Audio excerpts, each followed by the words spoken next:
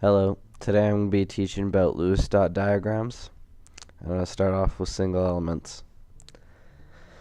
So say you have an element like chlorine. Your first thing you want to do is find out how many valence electrons that there are in the atom. And valence electrons are the electrons that are placed in the outermost shell of the atom. So what you're going to want to do is look at the periodic table and see where chlorine is placed. And it's placed in the 17th group. So I know that chlorine is going to have 7 valence electrons. So once you figure that out, you go ahead and place them around the element, like so, in the circular motion. And then once you get up to 4, you just keep going. 5, 6, 7. So that's what it's going to look like for chlorine. And say you have phosphorus, you look to see which group it is placed in, and it's placed in the 15th group, right there. So it's going to have 5 electrons. 1, 2, 3, 4, 5. That's what it's going to look like for phosphorus. Each element wants a full 8 valence electrons, a full octet. So neon, for example, it's placed in the 18th group, so it's going to have a full octet. You place them around 1, 2, 3, 4, 5, 6, 7, 8. So this is all you need to know for Lewis dot diagrams, single elements. Hello, this is part 2 of Lewis dot diagrams. We're going to learn about the terminology of a compound. So this is CH4. It has 1 carbon atom and 4 hydrogen atoms. And that is what it looks like. This carbon atom is known as the central atom, Ca. And these hydrogen atoms coming off are known as peripheral atoms, Pa.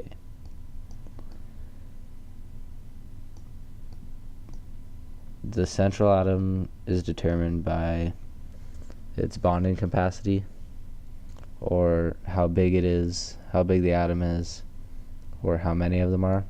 So there's only 1 carbon and 4 hydrogens, so that's how you know carbon will be the central central atom. And then so its bonding capacity, carbon has 4 little atoms in its little electrons in its valence shell, and then hydrogen has 1. So what they want to do is complete each other's valence shells by bonding, and they're going to share those electrons. They're going to bond. So hydrogen can only bond with using its 1 atom. Carbon can use all 4. So it's got a higher bonding capacity than hydrogen. So I'm going to walk you through the steps of CH4 to show you how to get it. So the first thing you want to do is determine on how many valence electrons are in the compound.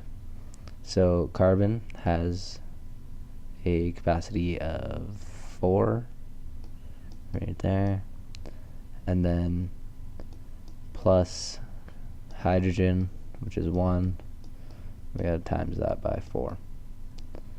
That equals 8. Times it by 4 because it's got 4 different atoms. Each of them have 1 atom, so that's 4. So 8 electrons. So we're gonna go start with our central atom, which is carbon, and then after that we have to put the peripheral atoms around the central atom, and then we connect them using these electrons, bonding them together like so. So then we got to make sure that each atom has a full valence shell. Hydrogen has 2, which completes its valence shell, and carbon has a full octet, 8 around it, in its outer shell there. So that's what it looks like for CH4, and now we're going to move on. Okay, so the next thing we're going to be talking about is polyatomic ions, and what the difference is they're compounds with charges. So we'll go through the same steps, and I'll show you how to add on the extra electrons, because this is a negative charged compound, SO4, 2 negative. So what we do is we go see how many electrons are in this compound.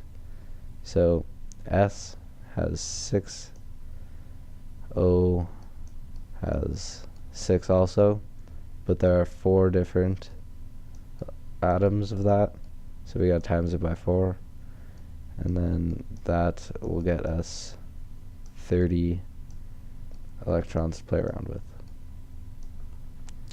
So next we determine what our central atom is, and that's going to be S, because there's only one of them, and then 4 oxygens. So we start off with our central atom, and we place the peripheral atoms around, and we connect them with our electrons. So that's used up 8, and now we continue using the remainder, and we fill up the valence electrons. We fill up the valence shells with the valence electrons for oxygen. So there we go. That's used 30, and as you can see, this oxygen over here, it doesn't have a full octet, which it needs to be, and that's where this charge comes into play. The 2 negative says that there are 2 extra electrons, which allows us a total of 32 electrons, and we can add the extra 2 electrons onto that oxygen to give us a full octet. Then we put it in brackets and give it the 2 negative symbol to show that we did that. And that's what it looks like for a polyatomic ion. This is what you need to know about compounds. Thanks for watching.